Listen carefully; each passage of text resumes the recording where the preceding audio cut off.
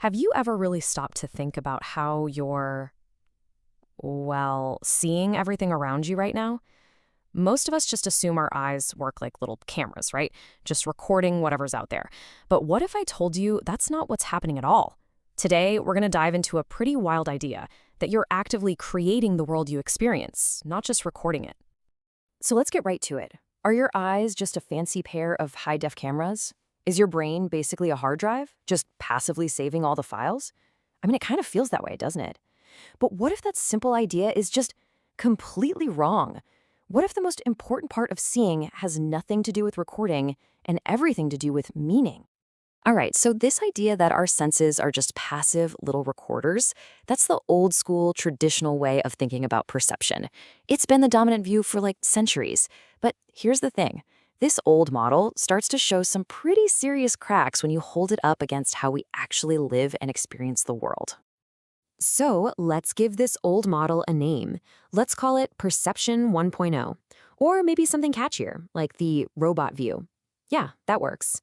This view imagines your body is just a machine, and your senses are simple sensors.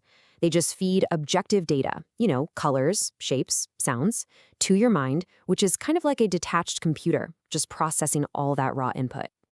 And this right here is the heart of the whole thing. The robot view sees our senses as passive, and things like warmth or color as just dead information. But the upgrade, let's call it the human view, it flips this whole thing on its head. It says, no, our senses are active meaning makers. Our body isn't just a machine, it's how we live in the world. And all those qualities, they are absolutely alive with significance for us. So where does this whole robot view just completely fall apart? Well, it breaks down the second it meets our real, messy, lived experience. The philosopher Maurice Merleau-Ponty had this brilliant example to show exactly what I mean, and it all starts with a child and a candle. Okay, so picture it. At first, a candle's flickering light is just mesmerizing.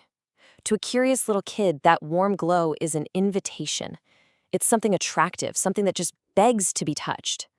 Now, to a robot, that light is just data, wavelength, intensity, whatever. But to the child, it's a call to action. But then, you know what happens next, right? The inevitable.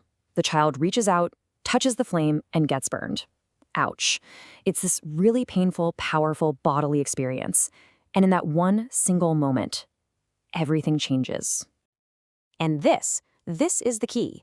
Objectively speaking, nothing about the candle's light has changed. It has the exact same physical properties as it did a minute ago. But for the child, the experience of that light is now completely transformed. It is no longer an invitation. Not at all. As Merleau-Ponty puts it, the light becomes literally repulsive. Think about that word, repulsive. That's not a property of the light that a camera could ever record. It's a brand new meaning created and layered right onto the world by the child's painful experience. The robot view, it has absolutely no way to explain this transformation. Okay, so if perception isn't just about receiving data, then what is it? This brings us to the upgrade. It's a concept Merleau-Ponty calls sense experience, and it's a real game changer. Sense experience isn't about collecting a bunch of dead facts about the world. It's a vital communication. Think of it like a dynamic back-and-forth conversation between you and your environment.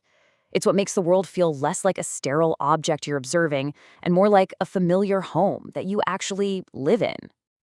Let me give you another example. Think about a wooden wheel just lying flat in a field. Now picture that exact same wheel on a cart, straining under a heavy load. You see, in our perception, that is a totally different object. We don't just see a circle of wood. We see its function, its potential, the tension in it. And all of that is in relation to our own bodies and our gut-level understanding of how the world works. And this leads to a pretty huge idea. Your body isn't some robot you just happen to be driving around. Your body is the anchor, the center of your entire world. You are what Merleau-Ponty called an incarnate subject, basically an embodied being. We perceive the world from and through our bodies, and that's exactly where meaning is born. So you might be thinking, okay, but wait. If our experience is so personal and subjective, what does that mean for science? Science prides itself on being objective. Well, this new perspective doesn't throw science out the window. It just puts it in its proper place. It really boils down to a three-step process. Step 1, everything starts with our raw, lived experience. That's the world of repulsive candles and straining wheels. Step 2, our perception kicks in and organizes all that messy stuff into stable objects. And then, in Step 3, classical science shows up. It kind of freezes this process, creates an objective model with laws and formulas, and in doing so, it forgets all about Step 1, that rich, meaningful, lived reality that it was built on in the first place. This quote just sums it all up perfectly. The scientific view isn't wrong, not at all. It's just incomplete. It's an incredibly powerful and useful way of perceiving the world, but it makes a big mistake when it forgets that it's built on top of a more fundamental, lived reality. So what's the big takeaway here? What's the point of all this? Really, it's about shifting our focus back to our own direct, immediate experience of the world that's all around us. And let's be super clear, the goal is absolutely not to abandon science. Come on, the objective scientific method is one of the greatest tools humanity has ever created. That's not what this is about. No, the goal is simply to recognize the foundation that science is standing on. It's about pulling back the curtain of abstract theories and formulas to rediscover and really appreciate the rich, meaningful world of our lived experience, the world that always, always comes first. So, I'll leave you with this question to chew on. The next time you see a face you love, or feel the comfort of your favorite blanket, or you pull your hand back from a hot stove, just ask yourself, what meaning is here? What is my body, my history, my experience adding to this exact moment that a simple camera or a robot could never, ever capture? Think about that for a bit. Thanks for tuning in.